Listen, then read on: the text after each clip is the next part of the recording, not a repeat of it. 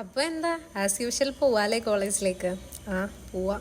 സൈന കേട്ട് നമ്മ കോളേജിൽ നിന്ന് ഇറങ്ങി. അങ്ങനെ കോളേജിലേക്ക് പോണ വഴിക്ക് മഴയൊന്നും ഉണ്ടായിരുന്നില്ല. ബട്ട് മഴയുടെ ഇതിലാന്ന് തോന്നണ് ഒരു കുഞ്ഞാമേനെ ഞങ്ങൾ കണ്ട്. ചെറുത് ഭയങ്കര നോട്ടാപ്പിക്രിയാണെന്നേ. അത് എങ്ങനെയൊക്കെയോ അത് രക്ഷപ്പെടാൻ നോക്കുന്നുണ്ടായിരുന്നു, ബട്ട് പറ്റുന്നുണ്ടായിരുന്നില്ല. എന്നിട്ട് എൻ്റെ ക്ലാസ്സിൽ പഠിക്കുന്ന തന്നെ ഒരുത്തിയാണ്, അവള് അതിനെ ഹെൽപ്പ് ചെയ്യാൻ നോക്കി. ഹെൽപ്പായി എന്നാണ് ഞാൻ വിചാരിക്കുന്നത്. പിന്നെ ഇച്ചിരി ലേറ്റ് ആയതുകൊണ്ട് ഞാൻ കോളേജ് ക്ലാസ്സിലേക്ക് പോകുന്നായിരുന്നു. പിന്നെ നമുക്കിന്ന് മൊത്തവും ലാബായിരുന്നു.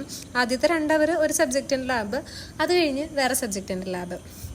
അങ്ങനെ രാവിലെ തന്നെ ലാബിലൊക്കെ പോയി കുറേ പണിയൊക്കെ ചെയ്ത് എഴുതാനുള്ളതൊക്കെ എഴുതി. രണ്ടാമത്തെ ലാബ് എന്ന് പറയുന്നത് ക്ലാസ്സിലിരുന്ന് എന്നുള്ള വർക്കിംഗ് ആയിരുന്നു. അങ്ങനെ അതിരുന്ന് ഡയറ്റ് പ്ലാൻ ചെയ്ത് അങ്ങനെ കുറേ പണിയായിരുന്നു.